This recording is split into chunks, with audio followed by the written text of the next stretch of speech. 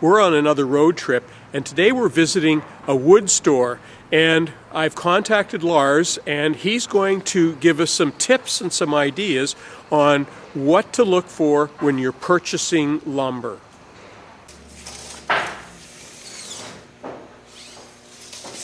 Hi, Lars. Hi. How are you? Oh, not bad. How about you? Good to see you. Yeah, nice to see you. Thanks for taking the time. Lars is going to show us today all the criteria required for buying lumber, what you need to look for when you're buying lumber. So let's start off, and we'll kind of go step by step. Sure. Okay. So what's the first thing that people should know when they come to buy wood? Well, first of all, they should really know what species of wood they're looking for, or have a few different types that they're interested in when they come in. Okay. So, and then probably a material list to take off of what they're needing. Okay. And then that's sort of the starting area where we go. Okay. Now, if they don't know whether they need a hardwood or a softwood, can you help them with that too? Oh, definitely. Yeah, here at West Wind, we're fully capable, a lot of knowledgeable staff. We can definitely help you out on different species, different characteristics of each species of wood. Okay. For beginners and and professionals. Okay. So if it's like an outdoor project or an indoor, you would definitely have... Okay. Definitely, like we'd exterior type projects, we would probably go with epay. Interior woods, the oaks and the maples.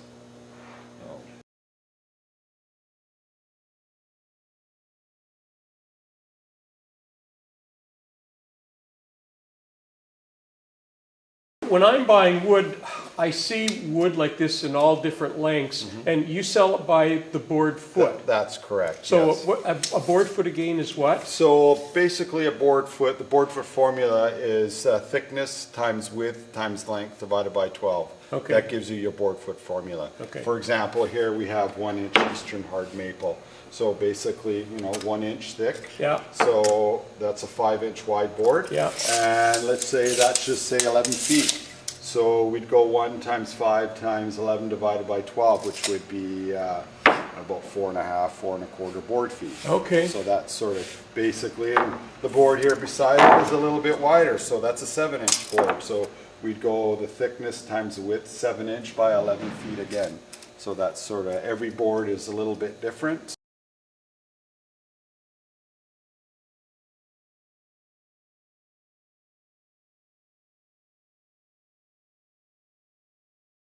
So when I'm looking at this wood, I see, because I grabbed this board from another size here, but this is nice and smooth, and this is pretty rough.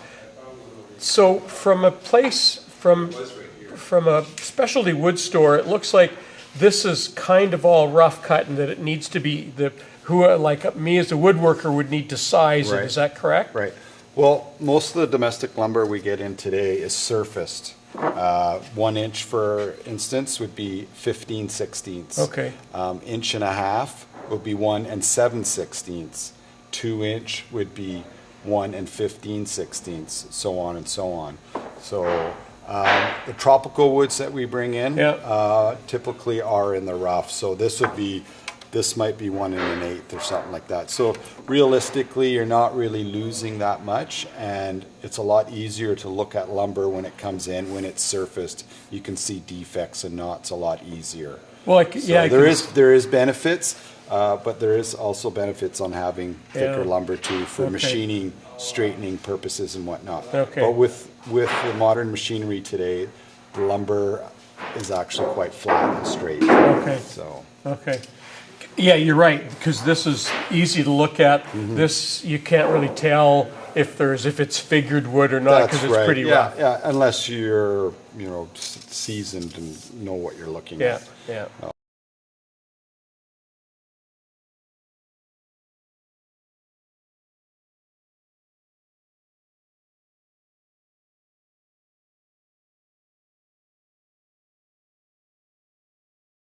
So I'm looking here, Lars, and I see you've got some live edge here. Do you sell much of this stuff? Is this figured wood? Or? Yes, this is figured and live edge. This has become quite popular today. This is Western figured maple. It's all kiln dried.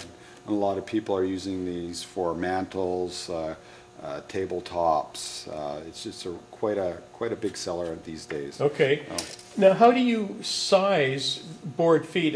A board like this that's pretty, you know, you Irregular. can see it's pretty irregular. Yeah. So basically, we just take an average. Okay. You know, some areas are going to be a little bit narrow, some are going to be a little bit wider. Yeah. So what we do, we just sort of take an average Okay. of what's fair.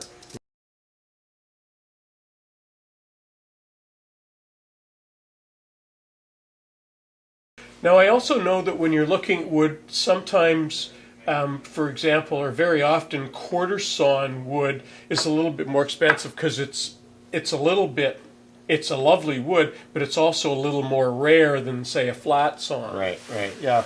Most woods commonly are cut flat sawn, but there is a number of species that we can get that is quarter sawn or rift sawn. Yep. So, for instance, you can see the nice straight grain here.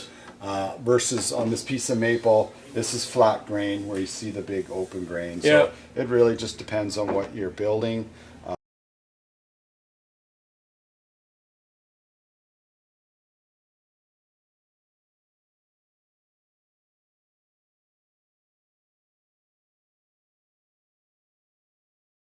So as you can tell, we're in a wood supply store with machinery going on and off. But Lars, I wanted to ask you a question. If somebody wanted a really exotic wood, that, you know, maybe a rare wood to work with, what would you suggest? There's the wood here, like zebra wood. It's quite an attractive wood. It's from Africa. Okay. Yeah. And it's readily available? Yeah.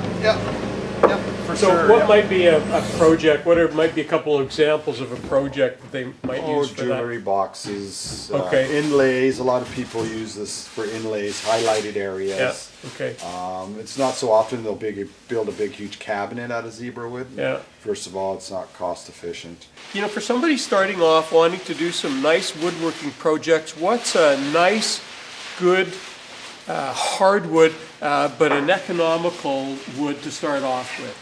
Well, definitely red oak. I mean, it's easy to work with. Yeah. It's lots of selection because it's so popular. There's many different thickness and widths and lengths available. I see there's different widths here. Yeah. And this is probably one of the cheapest woods you can buy. It is Yes, okay. definitely. And it's obviously it's got to be readily available. Yeah, it's all kiln dried and ready for woodworking. Wow.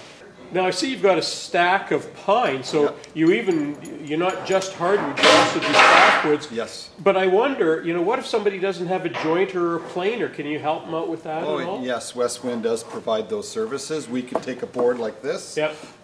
We could surface it to, let's say, 3/4, and we could put one straight edge on it. Okay, wow. Most people do have table saws, and then they can just rip it to width. Okay. So those are some of the services that West Wind can provide. Wow, that's pretty handy Yep. to have that. Yep, for sure.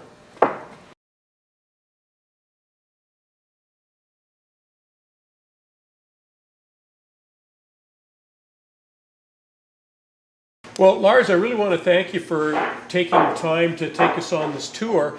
If people are interested, can they order? Do you guys do like mail order? Definitely, yes. Best way to do that is to go onto our website, Okay. westwindhardwood.com, Okay. and go onto our contact form, and we can start the process with emailing and go from there. Okay. I'm astounded how many different places do mail order. How many people do mail order lumber? It's a sign of the times. Yeah, large or big. We've done it all across Canada, all down in the United States. Yeah. Just depends on how big the package is. Obviously, with mail or courier, the size of the package will dictate if it's going to go with a common carrier or a courier or mail. Yeah. So, yeah. Okay. Yeah. No, Good. we're quite set up to do that. That's All right. no issues there. Good. All right. Well, thanks Well, again. thank you for dropping by. Okay. Thanks, Thank Lars. you.